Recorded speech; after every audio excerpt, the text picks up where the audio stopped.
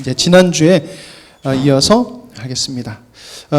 지난주에 저희들이 스데반 집사님의 순교의 열매에 관해서 저희들이 말씀을 나눴어요. 결국 스데반 집사님의 순교의 열매는 하나님께서 예수 그리스도께서 약속하신 이방인에게 복음이 전파됨을 되는 것을 말하고 있다라는 것입니다. 그래서 스데반 집사님의 순교로 예루살렘에 있던 유대인들, 예수님을 믿는 유대인들이 흩어지면서 이방 교회들이 탄생이 돼요. 첫 번째가 이방인으로 취급받았던 사마리아의 교회가 세워지고요. 그리고 장차 이방인들을 구원시킬 사도 사울이 회심을 하고요. 그리고 세 번째로 무명의 사람들, 이름이 기록되지 않은 예수 그리스도를 믿는 무명의 사람들로 인해서 이방 땅에 교회가 개척이 되는 것을 이렇게 저희들이 세 개를 먼저 말씀드렸어요. 그래서 그 특이한 사건으로는 빌립과 에티오피아의 넷이 첫 번째 사마리아 교회는 사건에서는 빌립과 에티오피아의 넷이의 이야기와 그리고 사울의 회심에는 고넬료 사건, 그리고 세 번째로는 이방인에게 복음이 전파됨. 자, 그러면서 중간중간에 독특한 사건이 들어가는데 첫 번째가 마술사 시몬의 사건이 첫 번째 사마리아 교회의 중간에 들어가고요. 그래서 지난주 저희들이 영지주의에 대해서 잠깐 말씀을 나눴고요. 두 번째는 이방인에게 성령이 내리는 사건이 사울의 회심 사건 속에 들어가 있고요. 세 번째는 흉년을 예언하는 사건, 이렇게 되어 있습니다. 그래서 오늘은 두 번째, 세 번째, 지난주에 나누지 않았던 두 번째, 세 번째 내용을 나누도록 하겠습니다. 자, 스데반 집사님의 순교의 열매, 잠시 복습을 해보면요. 빌립과 에티오피아 넷시의 이 사건은 부정한 이방인에게 복음이 전파되는 것이에요. 그러니까 에티오피아 넷시, 그것도 에티오피아 사람도 아닌 넷이라는 것을 해서 율법의 고자는 하나님의 전에 못 든다라고 하는데, 여러분들 부정한, 그러니까 몸에 흠이 있는다는 것은 온전하지 못함을 이야기하고 있는 거예요. 온전하지 못함을 이야기하는 것은 온전하지 못한 자는 하나님의 백성에 들지 못한다는 것을 말하고 있다는 것이에요. 근데 이 에티오피아의 넷시가 하나님의 복음을, 그래서 유대인의 복음을 받아들임으로 하면 하나님을 믿은 거예요. 근데 하나님을 믿고 믿는 그 에티오피아의 넷시에게 예수 그리스도의 이름이 전해짐으로 말미암아 몸으로서도 부정하였지만 이방인으로서도 부정했던 이자가 하나님의 백성으로 들어올 수 있는 이 일이, 이사야에서 예언된 일이 뭐됐다? 이루어진 거예요. 그러므로 하나님은 모든 인류의 하나님이고 예수님은 모든 인류의 구원자시다라는 것이 에티오피아 넷시의 사건을 통해서 드러나는 것입니다. 이게 바로 언약의 이루어짐이다 라는 것을 지난주에 여러분들하고 나눴어요. 자, 그리고 두 번째로 마술사 시몬 사건은 잘못된 신앙, 인본주의 신앙이 얼마나 무서운지를 우리가 되새겨봐야 된다라는 것이었어요. 자신이 가지고 있는 마술, 그러니까 어떻게 보면 자신이 믿을 수 있는, 내가 의지할 수 있는 거예요. 오늘 오전 말씀처럼 인간을 의지할 수도 있고요, 내 지식을 의지할 수도 있고요, 내 돈을 의지할 수도 있다는 거예요. 거기에 플러스 뭐다? 왜곡된 신앙이 들어오면요, 여러분 어떻게 된다? 하나님을 대적하는 걸로 간다는 것이에요. 자, 그러니까 우리도 은사나 자기 목적이 되는, 인간이 목적이 되는 그것을 가지고 있는 상태에서 자신이 중심이 된 신앙을 갖게 되면은 어떻게 된다? 교회 안에서 열심히 한다고 하지만은 교회를 대적할 수 있는, 하나님의 교회를 무너뜨릴 수 있는 자가 된다라는 것입니다. 이게 교회 초대교회 첫 번째 이단이 등장하면서 나타나는 사건이에요. 네. 그래서 우리가 기억을 해야 된다라는 것이고, 이 잘못된 생각과 잘못된 신앙은 계속해서 교회를 괴롭혀요. 교회를 무너뜨리려고 해요. 그래서 여러분들 잘 기억하시길 바랍니다. 자, 스데반 집사님의 순교 열매, 사울의 회심입니다. 사울의 회심. 이런 사울의 회심은 무엇을 말하는 것일까요? 우리는 사울의 회심하면은 대부분 이렇게 받아들이는 것 같습니다. 특별한 회심의 사건, 이렇게 받아들이는 것 같아요. 특별한 회심의 사건. 왜? 우리는 어디 가다가 쉽게 말해 지금 현대로 말하면 자동차 가다 갑자기 하늘에서 밝은 빛이 내려서 비상 깜빡이 켜고 선 다음에 하나님 누구세요? 이렇게 물어보는 사건, 신기한 사건이잖아요. 그래서 우리는 이 사건을 보면 뭔가 신기한 사건으로 봐요. 근데 저는 이 말씀을 준비해서 이렇게 생각이 들더라고요. 인간의 시각과 다른 하나님의 시각. 이거 바꾸면서 그랬구나. 예, 그냥 안 고치겠습니다. 인간의 시각과 다른 하나님의 시각이라는 것입니다. 왜 제가 이 얘기를 하냐면요. 자, 사울이 주의 제자들에게 대하여 여전히 위협과 살기가 등등하여 대제사장에게 가서 다메섹 여러 회당에 가져갈 공문을 청하니 이는 만일 그 도를 따르는 사람을 만나면 남녀를 막론하고 결박하여 예루살렘으로 잡아오려 함이라. 여러분, 이것은 초대교회의 최대 위기예요. 자, 이것은요 무엇이냐면 지금 초대교회의 현실이에요. 지금 상황이라는 것입니다. 예. 근데 여러분, 이것은 누구의 시각이냐? 인간의 시각이라는 것입니다. 인간의 시각. 지금 사도 바울이라는 사람이 스데반을 죽였어요. 그리고 죽인 다음에 그 도를 따르는 사람도 다 죽이려고 하는 거예요. 뭐 다 죽이려고 하지 않았겠죠. 개종시키든 안 따르면 결국엔 죽이려고 하는 거예요. 그래서 위협이 되는 게 지금 뭐다? 현실이고 인간의 시각으로 바라본다는 것입니다. 그러나 여러분, 하나님의 시각은 어떨까? 시각은 어떨까라는 것입니다. 하나님의 시각. 지금 기세가 등등한 사울 이 사건을 보면서 이 사건을 하나님은 어떻게 바라보실까라는 것이에요. 하나님은 이거를 바라보십니다. 당신의 약속과 언약을 바라보십니다. 자, 마태복음 28장 20절, 내가 너희에게 분부한 모든 것을 가르쳐 지키게 하라. 볼지어다 내가 세상 끝날까지 너희와 항상 함께 있으리라 하시니라 라고 했어요. 그리고 예수님께서 스데반과 함께 하셨고, 스데반은 예수 그리스도께 받은 복음을 전했어요.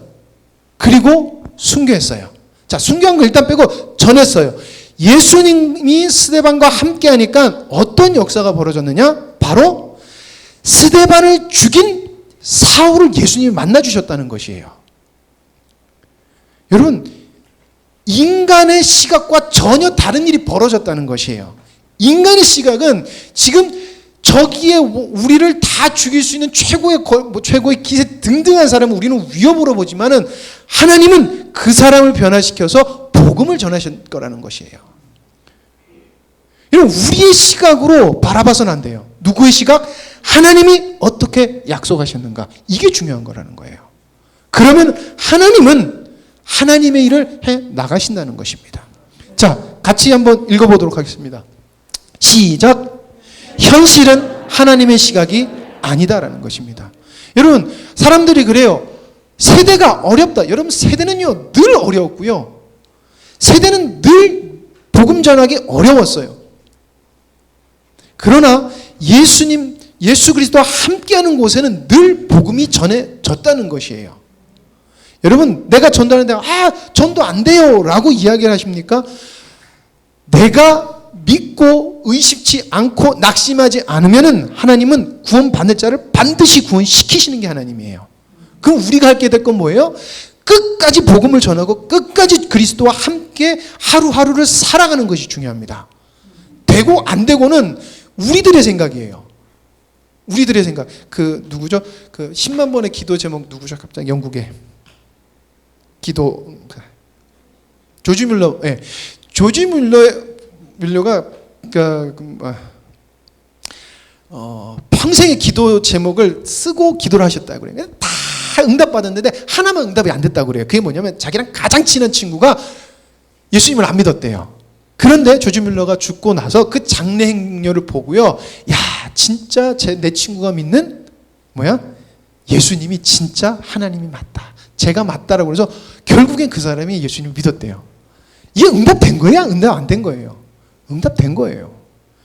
조지 뮬러는 어떻게 했어요? 끝까지 믿고 의심치 않고 그는 날마다 기도했고, 아마 저는 그래요. 죽을 때까지 기도했을 거예요. 그러면은 그 영혼이 구원받을 영혼이면은 구원받을 거라는 것이에요. 여러분, 우리가 해야 될 건 뭐예요? 낙심치 않고 현실을 바라보는 게 아니라 하나님을 바라보기를 소망합니다. 자, 그리고 이 사건 중에 등장하는, 사울의 사건 중에 등장하는 게 고넬료 사건이에요. 재밌게도 이방인에게 전해지는 복음이에요. 이제 복음이 이방인에게 전해지는 첫 사건이에요. 사마리아도 어떻게 보면 혼혈이지만 유대인, 이스라엘 백성이라고 볼 수 있고 진짜 다른 나라 사람에게 복음이 전해지는 사건입니다. 자, 고넬료 사건 전에 성경이 뭐라고 설명을 하냐면은 유대 땅에 확장되는 그리스도의 통치, 그러니까 유대 땅에 베드로를 통해서 많은 기적들이 나타나는데 어디냐? 유대 땅에 이렇게 또 찍어서 이야기를 하고 있는 거예요. 지금 복음이 어디에 전해지고 있다라는 것을 말해주는 거예요. 근데 지금 초론 예수님께서 이제 승천하신 다음에 성령이 오셨고 제자들이 계속 복음을 전하는데 어디에만? 유대 땅에만. 근데 유대 땅에 거기에 하나님의 이름이 전해지고 하나님의 함께 하시는 곳에 그리스도의 통치가 이루어진 것을 말해주고 있다는 것이에요. 그러면서 고넬료 사건으로 바로 넘어간다는 것이에요. 독특하죠? 이렇게 이해를 해요. 그리고 고넬료 사건에서 끝이 뭐냐면 이방인에게 성령이 임하는 사건으로 마무리를 짓고 있어요. 그냥 고넬료 가정만 구원받는 게 아니라 고넬료 가정이 구원받으면서 성령이 임하는 사건이 있어요. 자, 이것을 우리가 어떤 시각으로 바라봐야 되느냐? 바로 인간의 전통과 유전 사상 경험이 아닌 하나님은 하나님의 방법으로 하나님의 언약대로 하나님은 이를 이루어 가신다는 거예요. 그래서 스데반 사건 중간에 스데반 순교의 중간에 이 이야기가 들어와 있는 거예요. 예, 여러분 고넬료는 어떤 사람이었는지 성경에서 이렇게 이야기를 하고 있습니다.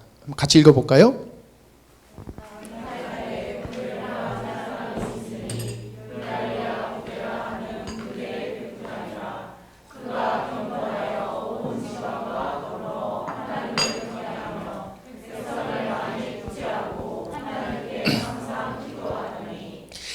이달리아 부데라 하는 군대의 백부장이었고요. 그 사람을 소개하기를 경건하여 지방과 더불어 하나님을 경외하며 백성을 많이 구제하고 하나님께 항상 기도하더라.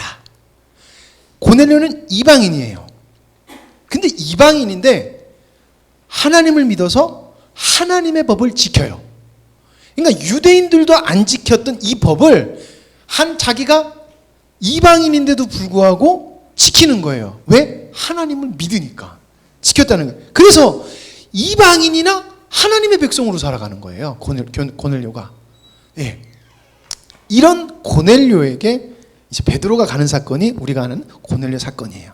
자, 이렇게 소개를 한 다음에 어떤 이야기로 지나가냐면은 바로 베드로가 환상을 보는 이야기로 가요. 우리가 잘 아는 것처럼 이방인에게 복음이 전파돼서 부정한 것에 대한 베드로의 그런 전통적인 것을 깨고 복음이 전해진다라는 것인데, 예, 인간의 전통, 유전, 사상 이것은 아니다라는 것을 보여주시는 것이에요. 하나님께서 베드로에게 환상을 보여주십니다. 그리고 율법에서 정한 부정한 음식을 광주리에 담아서 내려보내주는 환상이에요. 그래서 뭐라 그러시면 먹어라라고 하는 거예요. 그때 베드로가 먹어라라는 거예요. 그때 베드로의 대답이 뭐냐면은 그럴 수 없습니다라는 것입니다. 이게 뭐예요? 인간의 생각이고 전통이고 유전이고 사상이고 지금까지의 경험이라는 것입니다. 예. 전통, 유전, 사상, 경험. 주님께서 이 말씀하세요. 내가 정하게 했으니까 먹어라. 이렇게를 3번 했다고 그래요. 3번. 그리고 나서 이 환상이 끝나고 난 다음에 바로 고넬료가 초대를 하기 위해서 보낸 사람이 베드로한테 와요. 그래서 하나님이 이방인에게 가서 복음을 전하라고 하는구나라고 그때 이제 베드로가 알게 돼요. 자, 베드로가 이 사건을 어떻게 받아들이냐면 이 그 환상을 보는 사건에서 고넬료 앞에 가서 뭐라고 얘기하냐면 이렇게 이야기를 합니다. 자, 이르되 유대인으로서 이방인과 교제하며 가까이 하는 것이 위법인 줄은 너희도 알거니와. 지금 그러니까 로마인한테 가가지고 그 사람한테도 말하는 거예요. 유대인인 나 전통적인 유대인은 이방인들하고 너희들하고 교제하면 안 되는 게 유대법이야. 그거 너도 알잖아. 라고 하는 거예요. 그러니까 쉽게 말하면은 베드로도 이방이라고 해서 먹으면 안 되는 걸 알았지만은 이방인들도 유대인하고 먹고 마시면 안 된다는 걸 알았어요. 그 사람들이 안 하는 걸 알았다는 것이에요. 근데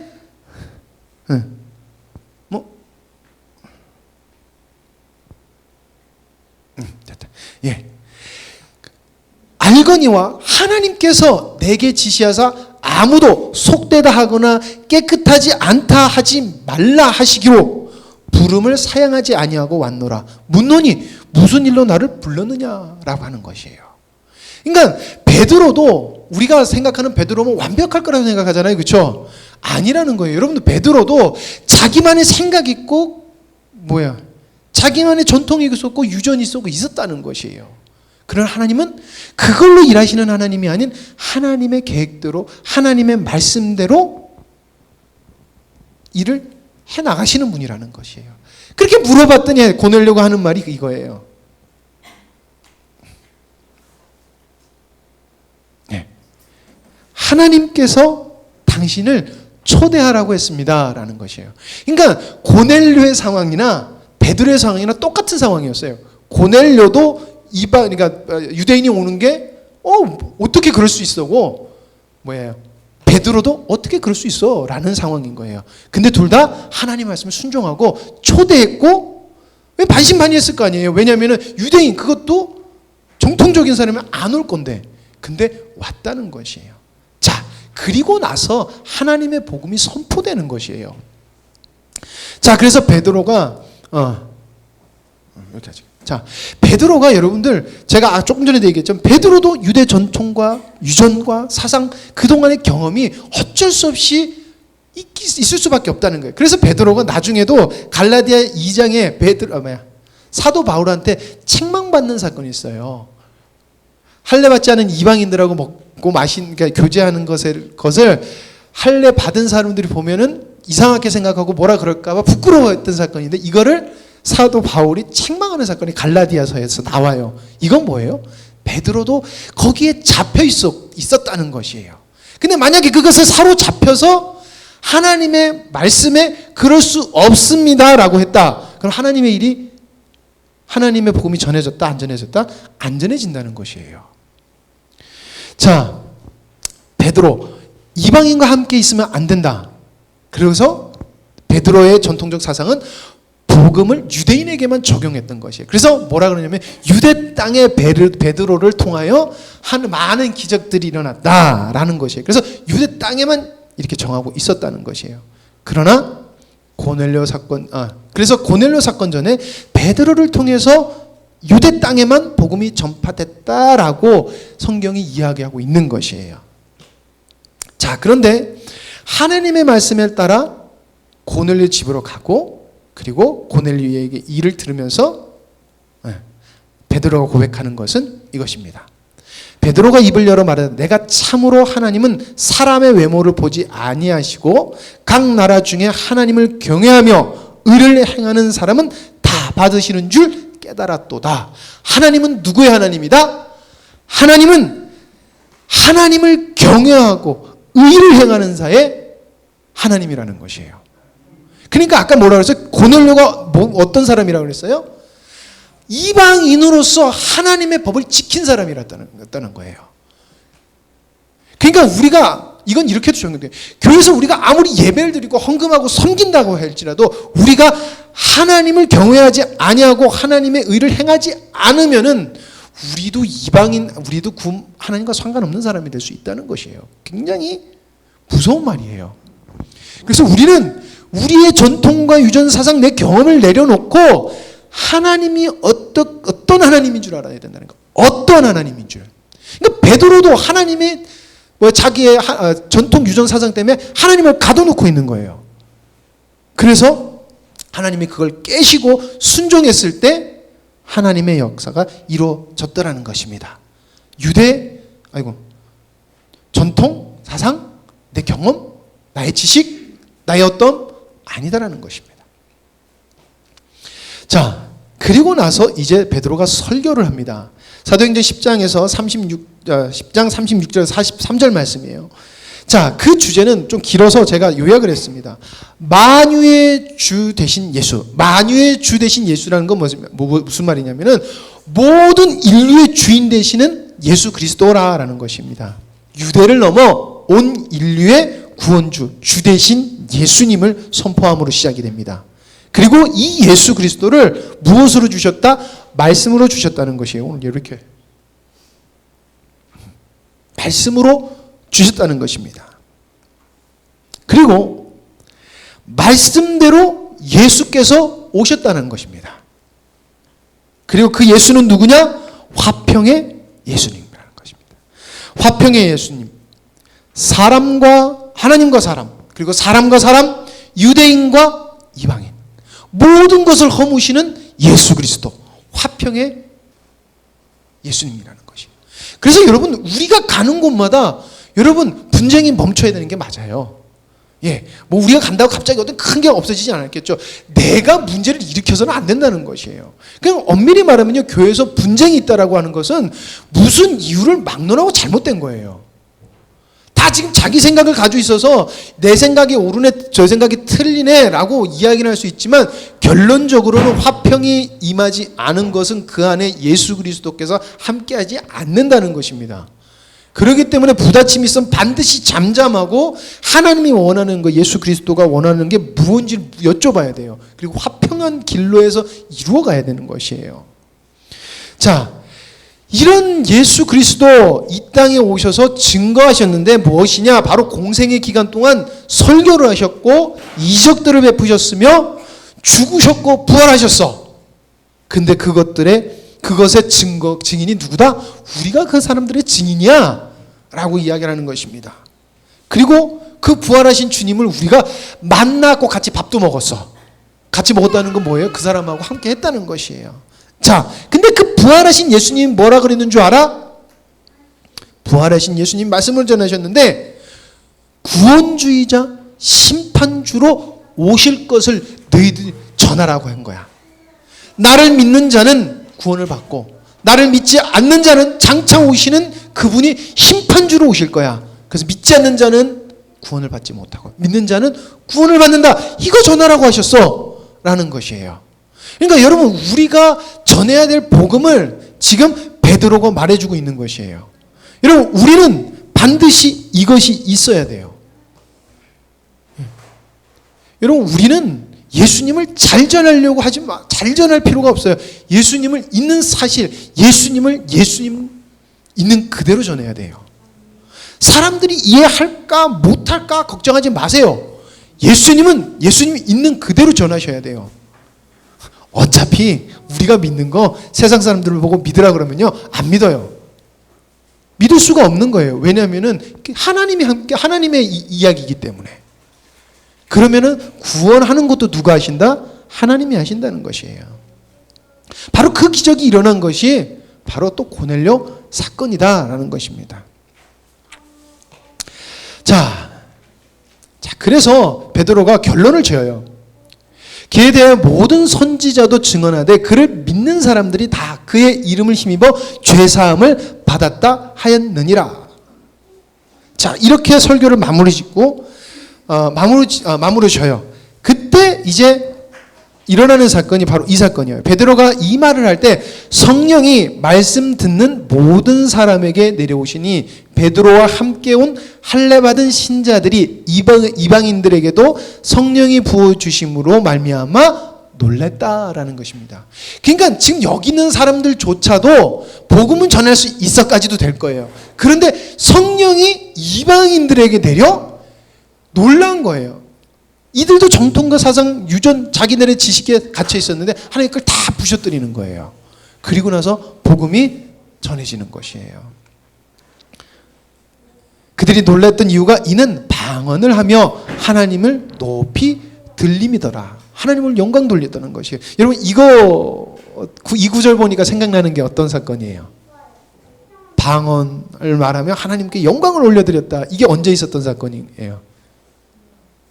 오순절 성령의 사건이 있었다는 거예요. 이거를 똑같이 보지는 않는다고 해요. 뭐 볼 수도 있고 안 볼 수도 있다고 그래요. 그러나 분명한 건 무엇이냐? 하나님께서 임하셨고 임하심으로 우리에게 말씀하시는 인간의 전통과 유전과 사상 경험 이게 아니라는 거예요. 주님께서 주인 되시는 삶은 하나님께서 역사하신다는 거예요. 그럼 누구에게도 높고 낮음을 떠나고 부하거나 가난하거나 약하거나 강하거나 아무 소용없고 주님과 함께하고 주님이 주인 되시는 삶을 통해서 하나님은 그 속에서 역사하신다는 것이에요. 주님이 주인 되는 삶을 통해서 이루어 가시는 하나님의 나라. 예. 자, 같이 읽겠습니다. 시작. 주님의 역사하심이 나타나지 않는 것은 내가 주님을 주인으로 온전히 모시지 않음이다라는 것이에요. 여러분, 다른 어떻게 보면 죄송해요. 내 가족에게도 내가 예수님 믿는 사람으로서 인정 못 받는 것은요 굉장히 부끄러운 거예요, 여러분들. 왜냐하면 내가 예수님 열심히 믿는다고 하는데 예수님 열심히 안 믿는 거예요. 열심히 안 믿는 거예요. 제가 우리 중고등부 애들하고 청년들한테 이렇게 줌으로 이렇게 말씀 나누면서 자주 하는 말이 있어요. 우리는 생각보다 예수님 안 믿는다고. 우리는 생각보다 예수님 안 의지한다고. 그리고 우리는 예수님 생각보다 정말 모른다고 해야 하는 거예요. 예수님은 알면 알수록 우리 삶에서 기쁨이 되고 능력이 되고 확신이 돼요. 예수님을 의지하면 의지할수록 우리의 삶은 하나님의 손에 붙들려서 내가 기대하지도 않는 오묘하고 신기하고 놀라운 방법으로 움직여요. 예. 그리고요. 예, 그렇습니다. 여러분, 주님의 역사가 나타나지 않는 것은 아까 그랬잖아요. 사도 사울의 사건은 현실이고요. 하나님은 현실을 따지지 않으세요. 하나님은 현실과 아무 상관이 없으신 분이에요. 하나님은 하나님이세요. 하나님은 당신의 모든 말씀하신 것을 이루시는 하나님이세요. 누구를 통해서 이루어 가신다? 하나님을 하나님으로 인정하는 삶. 목사님이 읽어보라고 하는 책에서 그래요. 하나님께 영광을 돌리는 게, 하나님을 영화롭게 하는 게 뭐예요? 제 이름이 영화인데 영화롭게 하는 게 뭐예요? 라는 그 질문을 하는데, 여러분, 하나님을 영화롭게 하는 게 무엇입니까?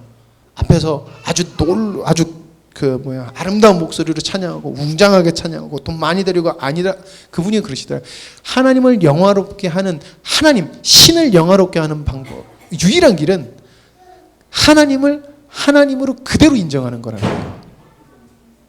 하나님을 하나님대로 그대로 인정하는 게 하나님을 영화롭게 한다는 것입니다.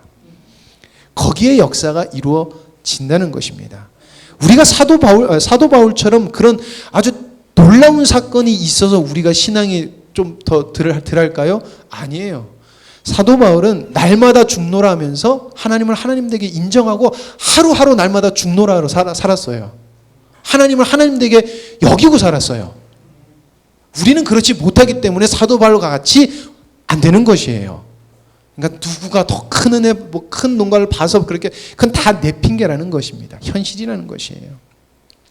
자, 그런 어떻게 보면 모습을 예루살렘 교회가 반응을 해요. 성령이 임했다고 하고 이방인들에게 복음이 전파됐다니까 할렐루야 안 해요. 예루살렘 교회도 불신을 합니다. 어떻게 그런 일이 있어? 하면서 되려 베드로를 책망을 해요. 비난을 해요. 야, 그거 말도 안 되는 일인데 뭐 하는 거야? 라는 것이에요. 우리가 그 말 하죠. 예수 믿는 사람이 그러면 어떡해? 그 말 많이 하잖아요. 근데 그게 정말 여러분들, 하나님이 원하시는 것을 하지 않았으니까 예수님 믿는 사람이 그러면 돼? 이 말을 해요. 우리 대부분 도덕과 윤리적으로 그동안의 교회 전통에서 그러지 마라고 하는 거 했을 때 대부분 그러죠. 그렇잖아요. 교회 믿는 사람이 그러면 돼? 예수님 믿는 사람이 그러면 돼? 그러면서 예수님 사랑 안 하는 것에 대해서는 아무 말 안 해요. 예. 우린 예수님 사랑하지 않는 것에 대해서 눈물을 흘리고 아파야 된다는 것이에요. 자, 어쨌든 모든 것을 설명을 해요. 베드로가 환상을 받고, 그리고 내가 설교를 했어. 설교를 했는데 성령이 임하셨어. 성령이 임하시니 내가 세례를 안 줄 수가 없잖아. 그랬더니 다들 하나님이 하신 일을 인정할 수밖에 없는 거예요. 왜? 하나도 틀린 것이 없는 거예요. 하나님의 역사하심이 맞는 거예요. 자, 그리고 나서 이루어지는 것, 다음 사건으로 넘어가는 것이 바로 무명의 사람들이 이방 땅에 교회를 개척하는 것이 등장하는 것이에요. 그러니까 순서가 탁탁탁 맞아떨어지죠. 스데반 집사님의 열매가 이렇게 맞아떨어지는 것이에요. 그러면서 그때 스데반의 일로 일어난 환란으로 말미암아 흩어진 자들이 베니게와 그브로와 안디옥까지 이르러 유대인에게만 말씀을 전하는데, 그 중에 그브로와 구레네 몇 사람이 안디옥에 이르러 헬라인에게도 말하여 주 예수를 전파했다라는 것이에요. 그들이 지금 이방 땅에 가서 무슨 생활을 했냐면 예수 그리스도가 주인된 삶을 그냥 전했다는 것이에요. 나의 왕 되신 주님을 전하지 않을 수가 없었어요. 그냥 예수 믿으세요 안 했다는 것이에요. 예수가 만왕의 주시다라는 거예요.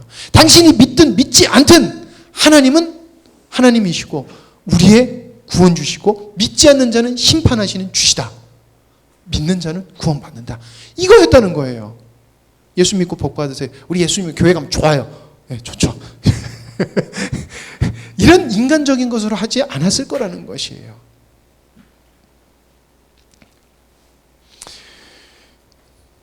그래서 주의 손이 그들과 함께 하심에, 누구의 손이요? 주의 손이 무명의 사람들과 함께 하심에 수많은 사람들이 믿고 주께 돌아오더라.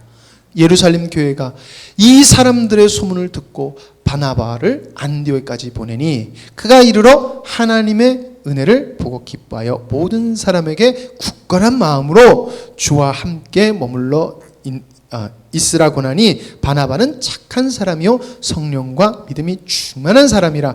이에 큰 무리가 주께 더하여 지더라. 주님이 주인 되시는 곳에 나타나는 그리스도의 능력과 복음의 열매라는 것이에요. 여러분, 저는 이것을 기대했으면 좋겠습니다. 여러분, 다른 사람 아무리 말해도 소용없어요. 내가 주님이 주인 되시지 않으면요, 역사는 안 이루어져요. 내가 주님이 주인 되시면요, 적게나마 하나님은 반드시, 적게나마가 아니라 반드시 하나님의 열매가 맺혀지도록 하세요. 그게 하나님의 약속인 거예요. 내가 그렇게 하고 우리 가족이 그렇게 하고 우리 교회가 그렇게 하면은요, 한국 땅이 변화되는 것이에요. 여러분, 너무 큰 것을 바라지 마세요. 하나님은 어떠한 모양으로 어떻게 바꿔 가실 것도 우리에게 말씀하지 않으세요. 우리에게 원하시는 것은 순종이에요. 어떤 순종? 내가 주인된 삶을 살으라는 것입니다. 저 오전에 찬양하고 기도하는데 그 생각이 되게 많이 들더라고요. 여러분, 준비되면 하겠다는 것은 거짓말이에요. 나를 의지하는 것이에요. 주님은 부식하리는 만큼 먼저 순종하는 것을 원하세요. 순종하는 자에게 역사하시는 하나님이지 준비되는 자에게 역사하시는 하나님 아니에요. 예. 준비됐다는 거, 내가 준비 안 됐는데 나 못하, 그게 다 나를 의지하는 거예요. 나라는 거예요. 나.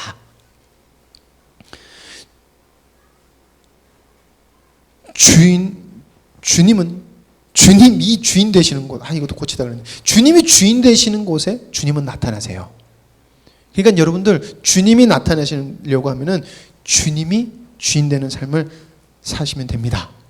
그리고 이어지는 게 여러분들, 이제 사도 바울을 통하여 복음이 전파되는 스토리로 넘어가요. 그러면서 전도 여행이 시작되는 것이에요. 여기까지가 어떻게 보면 예루살렘 교회의 마지막 스토리예요. 좀 이게 같이 나오지만은 이제 순교하고 이런 것들이 자꾸 등장하지만 이렇게 복음이 전파된다라는 것입니다. 예, 기도하겠습니다.